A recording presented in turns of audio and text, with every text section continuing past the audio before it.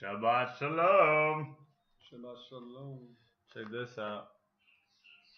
Bing. Shabbat is coming. Shabbat is here. All right.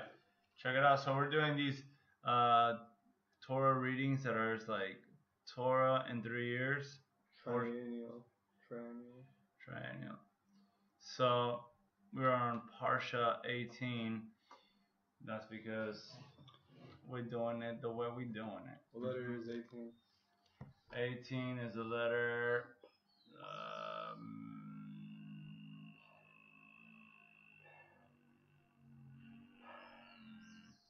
I think it's pay. It's pay. Is it? You're good. He's good. So that speaks of speaking. You know what I'm saying? That's right. And we're on, and the reading is Genesis 21, right? Yeah. 1 through. What letter is 21? I think it's iron. No. What is that? Is it? Resh. Shane. Sheen. Good job. Oh, wow. So what's pay sheen? Parashah. Oh. You know what I'm saying? All right. This is wonderful hidden treasures for us to dig in. One more. How do you write out 21? How do you write out 21? Oh, with a 20 and an olive. You know what I'm saying? With a 20 and an olive. What's the 20? The 20 is an iron. No. I don't know. What's before sheen? Resh. A resh and an olive. And those are the two head ships. So yeah, Pashara. You do. I don't know what that means. Portion. We're gonna read our Parashah right now, and it's. Did you get that? Genesis 21, 1 through 34. All right, Father, we thank you for your word of truth that converts our souls. We ask you for your healing frequencies to renew our minds, our hearts, and lift us up. We pray for my grandma that she gets healed or understands even more you deeper. May you open Jimena's ears. Come on. She is here listening. Try it. Let her understand English.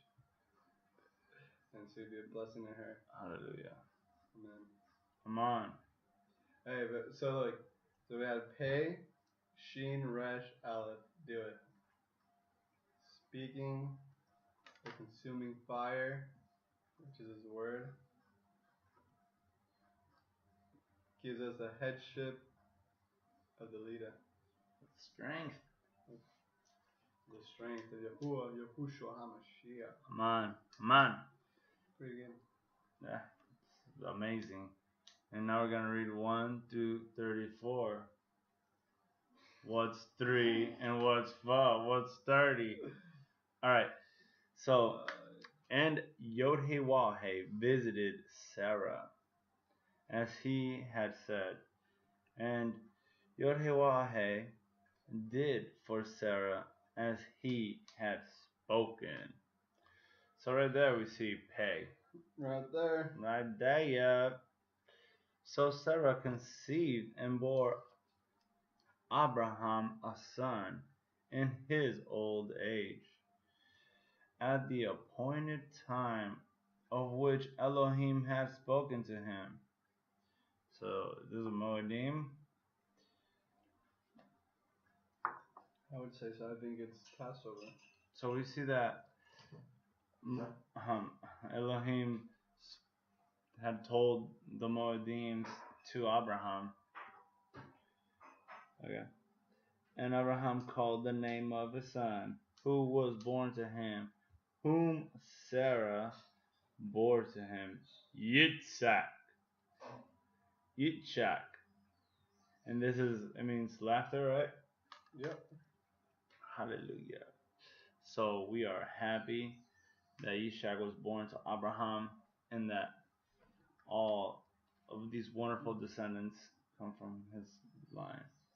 And Abraham circumcised his son Ishak when he was 8 days old, as Elohim had commanded him. And Abraham was 100 years old when his son Ishak was born to him. What's 100?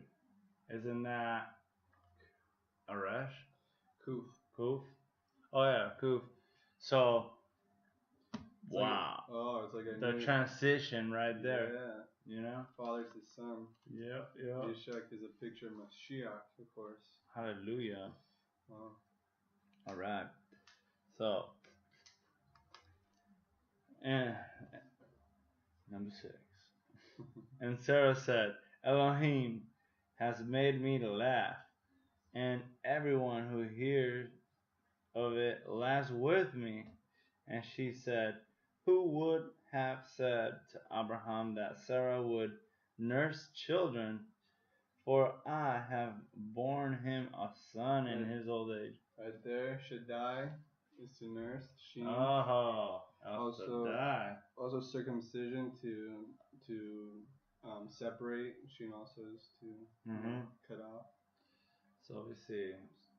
You see all this? What about Kuf Sheen? What does that mean? You better ask somebody. Kodesh. You better ask somebody. You know. All right. Yeah, it could be Kodesh, right? Yeah, it's short form. The short form. We don't know. All right. Number 8. And the children grew and was winged. And Abraham made a great feast on that day that Ishak was winged. And Sarah saw the son of Hagar, the Mitzrite, whom she had borne to Abraham, mocking. So she said to Abraham, drive out this female servant and her son, for the son of his female servant shall not inherit with my son, with Ishak. Right there. Battle of the headships, Resh. You have the Antichrist and the Mashiach. You see? See the battles going on. And in the book of Jasher, we are given more information. So what this Ishmael was doing, you know, he was 8 years old or something, right? 14. No, 14. Well, he had an arrow, a bow and arrow. That's a picture of rebellion or something. Great hunter. You know, see that Esau, Nimrod. So he horse. Right. In Revelation. So he was pointing the arrow at Ishak, you know, the baby, and you know, so Sarah saw this and she was like, "Oh, what? You better tell him to back off and leave," you know. So what Ishmael wanted to kill the promised child. It's totally a picture of the the beast. Yeah. All right. Moving right along. We're just so grateful that, you know, Yahuwah saw this and said it was a good word that Sarah spoke. So check it out. My turn. Alright. 11. And the matter was very evil in the eyes of Abraham because of his son. But Elohim said to Abraham, let it not be evil in your eyes because of the boy and because of your female servant. Whatever Sarah has said to you, listen to her voice, for in Yishak your seed is called. Bam. And of the son of the female servant I also make a nation, because he is your seed. Boom. And Abraham rose early in the morning and took bread and a skin of water, and he gave to Hagar, putting it on her shoulder, also the boy, and he sent her away. And she left and wandered in the wilderness of Beersheba. And the water in the skin was used up, and she placed the boy under one of the shrubs. And she went and sat down about a bow shot away For she said, "Let me not see the death of the boy." And she sat opposite him, and lifted her voice and wept. And Elohim heard the voice of the boy. 17. And Elohim heard the voice of the boy, and the messenger of Elohim called to Hagar from the Shemaim and said to her, "What is the matter with you, Hagar? Do not fear, for Elohim has heard the voice of the boy where he is. Arise, lift up the boy and hold him with your hand, for I make him a great nation of him. For I make a great nation of him." And Elohim opened her eyes, and she saw a well of water. And she went and filled the skin with water, and gave the boy a drink. And Elohim was with the boy, and he grew and dwelt in the wilderness, and became an archer. An archer. All right. Number 21. And he dwelt in the wilderness of Haran, and his mother took a wife for him from the land of Mitzrayim. And it came to be at that time that Abimelech and Pekol, the commander of his army, spoke to Abraham, saying, "Elohim is with you in all that you do. And now swear to me by Elohim not to be untrue to me, to my offspring, or to my descendants. Do to me according to the kindness that I have done to you, and to the land in which you have dwelt." And Abraham said, "I swear." And Abraham reproved Abimelech because of a well of water which Abimelech's servant had seized. And Abimelech said, "I do not know who has done this deed, neither did you inform me, nor did I hear until today." So Abraham took sheep and cattle and gave them to Abimelech, and the two of them made a covenant. Isn't Abimelech the bad one? The one that's going to get Amalek? I always get those confused. Alright, good.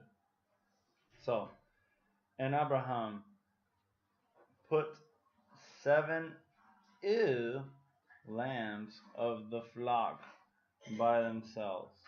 And Abimelech asked Abraham. Yeah, Abimelech is father king. My father is king. Abimelech. But we also see his name later, and I think he is also like a bad guy. But it's the seed of David. But is that in the book of Ruth or something? I think we might read it today. All right. I'm not sure. We'll see. So, and Abimelech asked Abraham, "What are these 7 ewe lambs which you have put by themselves?" And he said, "Take these 7 ewe lambs from my hand, to be my witness that I have dug this well." And so he called that place Beersheba, because the two of them swore an oath there. Thus they made a covenant at Beersheba, well of an oath. And that's what it means. Beersheba means well of an oath. And Abimelech rose with Pekol, the commander of his army, and they returned to the land of the Philistines.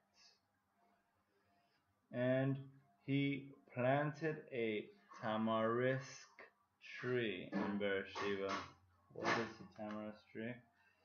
And there called on the name of Yod-Heh-Wah-Heh, the everlasting El.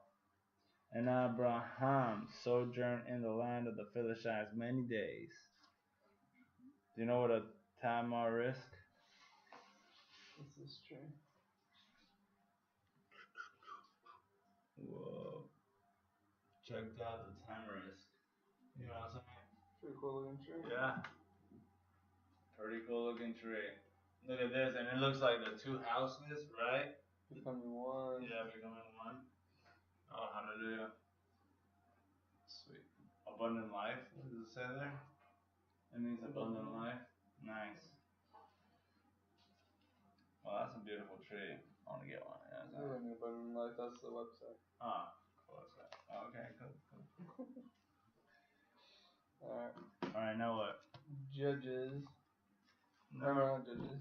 Samuel. Now we're going to Samuel. First Samuel? Yeah. Samuel what? I got it right here. Check it out. First Samuel 2:21 to 28. So we also see Abimelech in Judges, and here's a wicked ruler of the people. Over the people. Abimelech was a wicked ruler over the people during the time of Judges after Gideon. These wicked rulers suck. 21 what? 2 is 1 Samuel 2:21 to 28. It's really short. 21 to 28. Alright. 2:21 to 28. Check. Alright. And Yahuwah visited Hannah. And Yahuwah visited Hannah, so that she conceived and bore 3 sons and 2 daughters, while the young Shemuel grew before Yahuwah. And Eli was very old, and had heard all that his sons were doing to all Israel, and how they lay with the women who were assembled at the door of the tent of appointment. And he said to them, Why do you do deeds like these? For I hear of your evil deeds from all the people. No, my sons, for it is not a good report that I hear, making the people of Yahuwah transgress. If one man sins against another, Elohim shall judge him. But if a man sins against Yahuwah, who shall pray for him?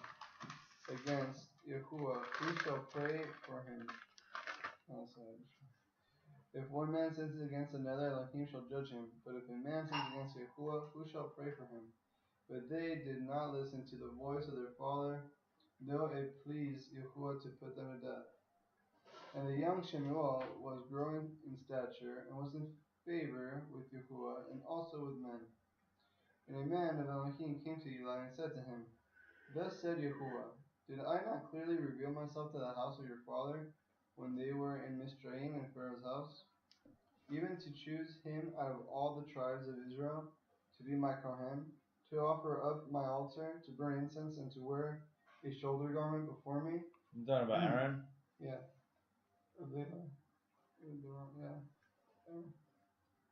And did I not give to the house of your father all the offerings of the children of Israel made by fire? Why do you kick at my slaughtering and my offering, which I have commanded in my Mishkan, and esteem your sons above me, to make yourself fat, and fat with the best of all the offerings of Israel, my people? Therefore, Yahuwah Elohim of Israel declares, I said indeed that your house and the house of your father would walk before me forever. But now Yahuwah declares, Far be it from me, for those who esteem me, I esteem, and those who despise me are accursed. Oh, Dang. right then and there, you know what I'm saying? Did you hear that? Dude, that's beautiful. People always say that he'll take that verse that he promised Levi the priesthood forever, and then they don't read this. Right. So they do not know this part, that Yahuwah could revoke a promise. That's a conditional promise. Yeah, a conditional promise. Plus, right here, what he said, I said indeed that your house and the house of your father would walk before me forever. But now, Yahuwah is declaring this, check it out. Far be it from me. For those who esteem me, I esteem, and those who despise me are accursed. So now it's like those who esteem Yahushua. Yahushua, Nice. Yahushua Mashiach, are the ones that Yahuwah is going to esteem. The other ones are a curse. So if they're not, people could love Yahuwah so much, and if they're blinded about Yahushua, then they're actually blinded about Yahuwah. They don't actually love. You know, that they don't actually, they're actually in that fallen away state that Paul talks about, right? The great, I don't know, deception. You know, but I would think so because they miss the whole thing if they don't esteem Yahushua. They don't have a true love for the. And I like that scripture. It's like, kiss the Son before he'll be enraged with you or something. So you know what I'm saying. Is that Proverbs or Psalms? One of those. Yeah, so it's a proverb, bro. And then there's one. What is your name? What is your son's name? What is my? Yeah, Yahuwah says, what is my name? What is my son's name? What is my name? Answer me if you know. What is my Yahushua son's HaMashiach. name? Carrie Alexander has the best song right there. Yeah, and that's a proverb as well. Incredible. So, since we are becoming aware of who we are actually, in the nations, we've been dispersed, and we're actually Israel coming back through the word of truth. The only way to come back is through the Son, right? And He is the Word. So, we were talking to an awesome sister the other day who was like in a community where, Torah following community. Come on. But guess what happened? They have different groups that gathered, I guess, in different houses for whoever wants to get together. And then once every 3 weeks, the whole community gets together, which is a lot of people, I guess. But they feel like it's starting to get pretty religious. And so they wanted to focus on the love of Yahushua and focus on the New Testament for Shabbat readings. They've been doing Torah portions, over for a while now. Yeah. We all have. Yeah. But nowhere are we commanded to follow a Torah portion reading cycle. It's not a command. It's not a sin not to. Yes. And plus, they already did it. And they know it. It's like us. We already did the Torah readings for like 3-4 years, right? Yeah. And now we're going to do the Torah cycle, right? And now we just found out about this 3-year cycle. So we get on that, right? Yeah, and it's going to help make more connections, get deeper within the word that you're reading and not skip over things. Yeah. It's just a different point of view to be able to look at it. So the sisters, their group makes this declaration that they're going to focus on the New Testament. Yeah. And on the words of the Messiah, the greatest words that you could ever focus on. And they got persecuted. They got rebuked, saying that, calling them, I don't know what, but it got bad. And this is a full Torah group, So it's obviously there's something that's missing in that gathering, which is a very big shame. If they're coming to Torah. What's missing is Yahushua's words? Wouldn't that be like the words that's missing from? That's crazy. What kind of Torah group is gonna not want to hear the Messiah's words? And guess what? This is the transition from Abraham to Isaac, just to say in that way, from Levi to Melchizedek, from Aaron to Melchizedek priesthood. This is the transition that we have to partake in. It's loving the Father and the Son, and knowing that they are one. Hallelujah. And that is my pleasure, my joy, because He is by His righteousness that we are all cleansed. Mm-hmm. What if I was like, from now on, I'll be the most righteous thing, and I deny the Son? Then I go to hell, right? Right. So you think? So it's only by His righteousness that we could do everything right. Right. And he is worthy to be praised and Come on. worshipped. And the most important thing that we do it in love too. That we have, because before when I first learned about the Torah, you know, I was like, oh, you're doing it wrong. You're doing it wrong. You got to do it like this, and now you got to jump, you know. And it was all like the way I understood it at the time. And I understand it's not like that at all. It's like we all have to comfort each other and cover each other's transgressions. That's right. So that we are more like Messiah, because he covered our transgressions and guiding us to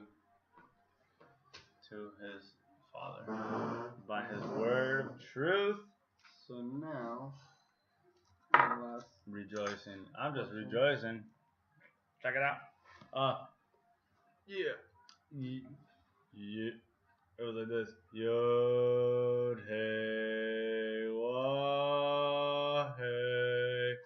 Yod hey wah hey. I love it. Me too. Love it. And then Matthew, I was also thinking today that, you know, Yahushua is at the right hand, right?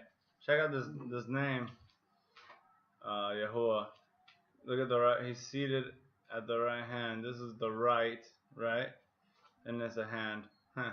It's not amazing. So Yahushua is right here. It's so amazing. I don't know. okay, Matthew 1:18 to 25. So how do we connect the Shamiel, with what we read first? Oh, the interesting thing is how he says, Matthew what? Yahuwah visited Hannah, or something like that, right?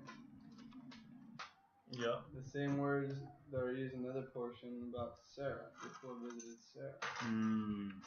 So we got Moedims, we got appointed times. But and then Samuel, he's a promised child to Sarah. Matthew 1:18. Yeah. Samuel is a promised child to Hannah. And Isaac is a promised child to Sarah. So we see Messiah everywhere. Yeah. Yes. Yahuwah visited Hannah at the appointed time, probably.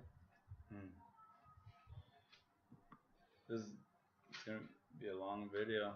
Sorry, this is very short. It's finishing. And we're just rejoicing on Shabbat. Oh, man. Oh, what is it? 1:18 to 25. So 1:18. Yeah. What is 18? It's a yod. To pay. And a yod and a ket. Yod and a ket. And the hand that surrounds you. Alright. And the birth of Yahushua HaMashiach, the hand that surrounds you, was as follows. After his mother, Miriam, was engaged to Joseph, before they came together, she was found to be pregnant from the Ruach HaKodesh. And Joseph, her husband, being righteous, Zadik, and not wanting to make a show of her. So see right here, Joseph is covering what he thinks is her sin, right? Okay, all right. Oh, nice. Making that connection with what we said earlier. But it's just so amazing that he doesn't understand yet until he will understand. And not wanting to make a show of her, and had in mind to put her away secretly. But while he thought about this, see, a messenger of Yahuwah appeared to him in a dream, saying, Joseph, son of David, do not be afraid to take Miriam as your wife, for that which is in her was brought forth from the Ruach HaKodesh. Look at that. Wow. How amazing. And she shall give birth to a bane. And you shall call his name Yahushua, for he shall save his people from their sins. Amen. Amen. Hallelujah. And all this came to be in order to fill what was spoken by Yod-Heh-Vah-Heh through the Navi, saying, See, a maiden shall conceive, and she shall give birth to a band, and they shall make his name, and they shall call his name Emmanuel, which translated means El with us. See, even that right there. So Yahushua is Yahuwah with us, right? That's right. I mean, it's telling you right here. Right there. It's his name. Right, that's his name. All right.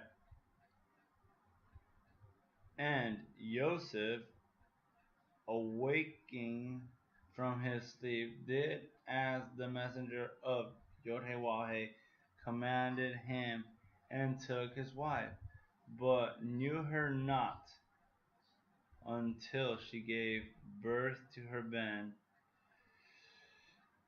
the firstborn, and he called his name Yahushua. Amen. Mahan, how amazing. Amen. I love it. Hallelujah. Yeah. Praise Yahuwah. Praise Yahushua. Worthy is the Lamb. Yeah. Worthy is the Lamb. Amaya. So some people say Yahusha. You know, I think it's Yahushua. Whatever floats your boat, I guess, huh? Yeah. Some people say Yahweh. We say Yahuwah. It's we'll know for certain when the time comes. How do we know that? We'll know for certain if we maintain in His Word and His Word in us. That's the way that we'll know for sure. Yes. So, brothers and sisters, the rejoicing of the fourth commandment being a mark on His people is to gather, speak words of life, which is His words, and just rejoice. Amen. Shalom, shalom, Shabbat, shalom. Shalom. Shabbat shalom, brothers and sisters.